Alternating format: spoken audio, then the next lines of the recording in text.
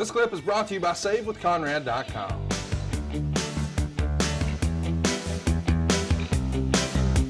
All right, so we hear Hector Guerrero's music playing there, and you see in the ring that's Carl Styles.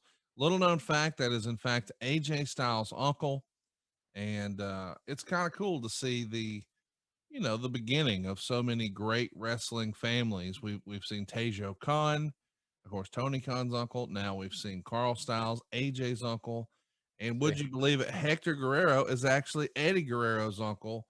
It's uncles here at 605. Yeah.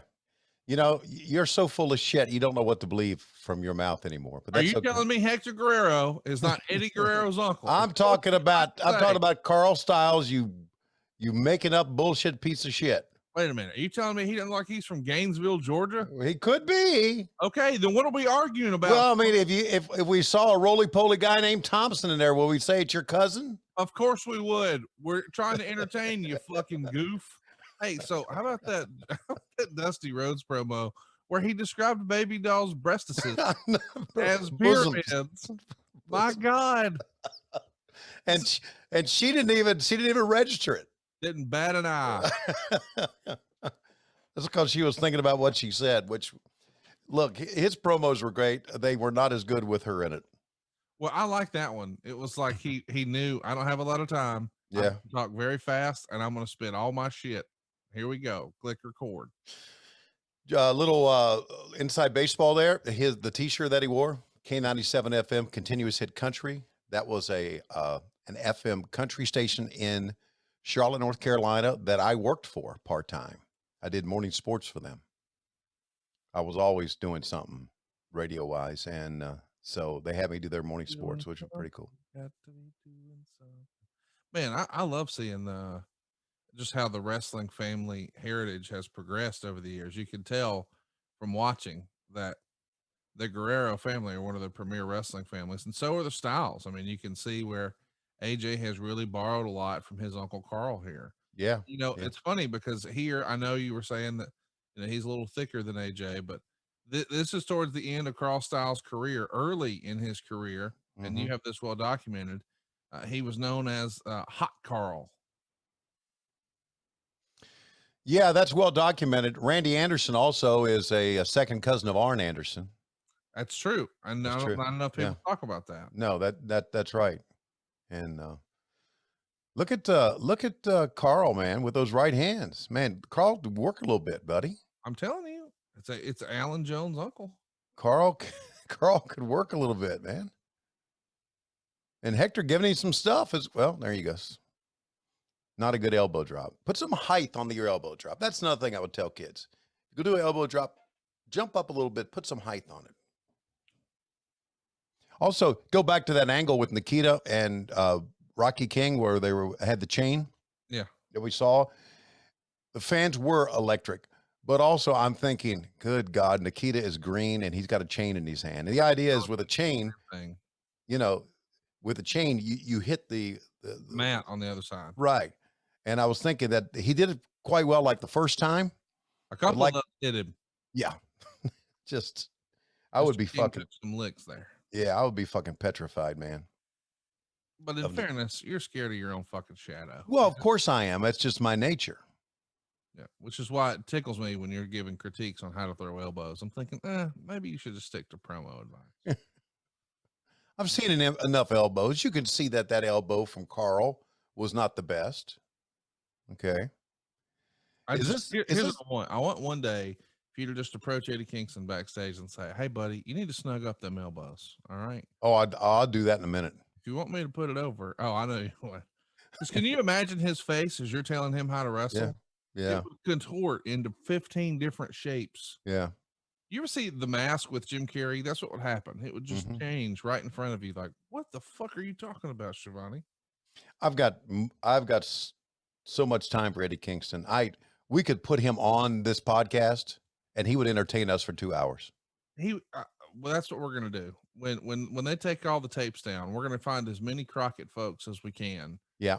To talk to us, and we're going to do interviews with them. And if we run out, we're going to go to the man with the best eyebrows in wrestling, and we're going to talk about Crockett with him. Yeah.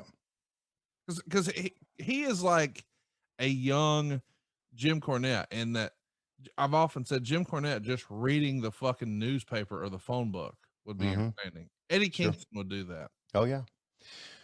Well, on an episode of Being the Elite, they opened up with having a like promo class. I don't know if you saw that. And they gave him a cookie. They said, Eddie, do a promo on this cookie. And he did. So, yeah, major talent. We have a great relationship, and I have a lot of time. Is this pre or post Lasertron? This is pre-Lasertron. Okay. They're trying to just get him over here, Mm-hmm. and then they'll become Lasertron. He'll become Lasertron next. Yeah. Which I know you're pretty excited about. Well, I like comic book / cartoon characters. I do. I like heroes. That's why doing this graphic novel was important to me, because that's what I like. For you, a graphic novel about you wouldn't have been about superheroes or something like that. No, of course not. No. That'd be lame. Yeah. Hey, Lasertron. Mm-hmm. I don't think we talk about him enough. Hector Guerrero not only got to be Lasertron, but also the gobbledygooker. He was the gobbledygooker and Lasertron. Is there a better career in wrestling you know of? Well, there's probably not a more memorable one. I'm just saying, you want to talk about gimmicks. Yeah. My goodness. Fuck the Repo Man. What about gobbledygooker and Lasertron? They built up gobbledygooker quite well, didn't they? Oh my gosh. It was going to be the greatest thing ever. Oh, look, Pez full heel here now. He's joining Paul Jones's army. Notice how a lot of times guys are, I don't know if they were late getting to the ring or what, but a lot of times we put guys in the ring already. And now they're slow to get in there. I love Pez. Why don't we let our chief talk? Okay. I'm in a good mood today because I could be very angry. But he's going around telling me I got swamp fever and I have a big nose. Well, I've always had a big nose. Garvin, I played 10 years of pro football and I had my nose broken 11 times. That could have something to do with it. But a man's nose and his hair has nothing to do with it, Garvin. As far as you see in my nose, we've had one encounter. A man slipped up behind me and hit me with a chair in the back of the head. So he tells everybody how tough he is. He tells everybody he wants to wrestle a legend.